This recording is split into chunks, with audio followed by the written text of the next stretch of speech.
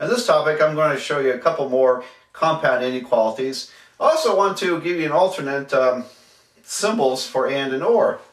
And so in the last video, we used the logical conjunction and to represent two sets that had to be true at the same time or coincide at the same time.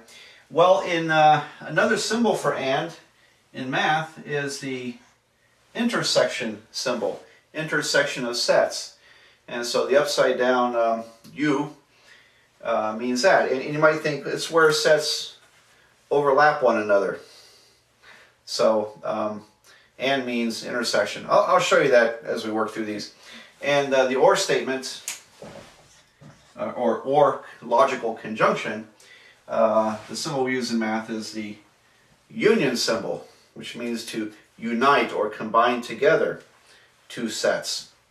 And so these are some alternate symbols, intersection and union, and these are really quite common to use. And it's okay with me if you write these instead of and or. Actually, in practice, what we're going to end up doing is not really using the word and. It won't need intersection for these problems, for the intervals. But if it comes up in another context, then you would be familiar with that, hopefully.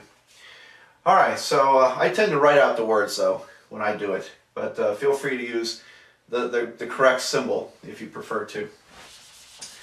All right, a couple of quick examples.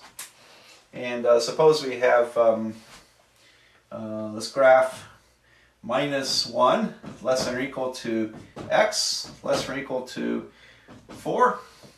All right, and I want to change this a little bit. Let me mix it up a bit. I'm going to make this just a less than. All right, so I'll make them different, and that does come up in mathematics. Now I don't think we'll really see it in practice when we apply compound inequalities in this course, but it can come up. All right, now on the number line, that would represent these numbers, and so we're including -1, closed circle, and we're excluding 4, open circle, so I shade in between. And there it is. This is called a half-open interval, and because it's open at one end, but not at the other end. As far as interval notation, x belongs to bracket -1, comma 4, close parentheses. There we go.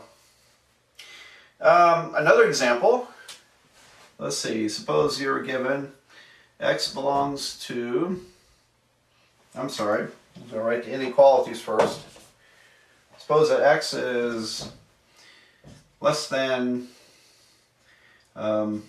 -2, or x is greater than or equal to 3.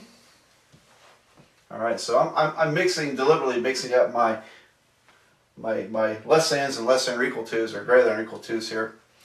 And so here on the number line, x is less than -2 and greater than or equal to 3. So I have open circle on the left side, shade to the left, closed circle on the right side, and shade to the right.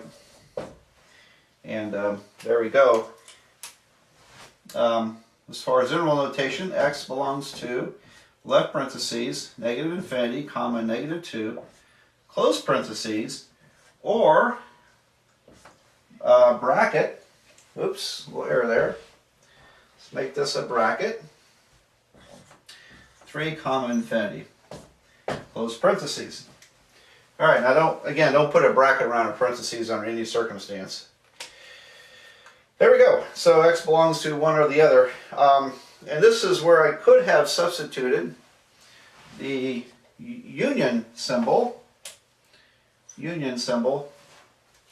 So union means to, again, unite. That would be the combination of this interval and this interval at the same time. So you're uniting these two intervals together into one set. Up here we have an intersection. We have a number that's greater than and a number that's less than, and these inequalities intersect here in the middle.